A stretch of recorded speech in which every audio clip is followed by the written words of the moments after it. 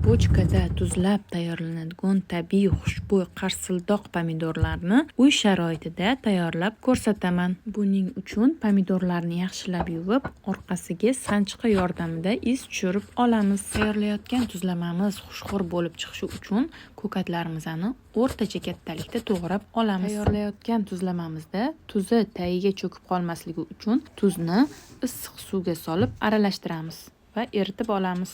Pomidorlarni tuzlayotganda ahamiyat berish kerak bo'ladigan joy shundaki, ko'katlar va murch, lavr bilan pomidorlarni qavatma-qavat qilib taxlash muhim.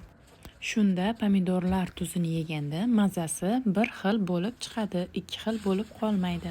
Ko'katlar bilan taxlab olgan pomidorlarimiz ustiga oldindan tayyorlab olgan tuzli suvimizni quyib, ustidan og'irroq narsa bostirib qo'yamiz. Bu tuzlamani tayyorlayotganda usti yopiq idishga tayyorlashni tavsiya beraman. Tuzlamani tayyorlashda mehnati oson, lekin kutish vaqti uzoq. Bu tuzlamamizni tayyor bo'lishi yaqini 20 kun, uzog'i 25 kunda tuzlarni yeb tayyor bo'ladi.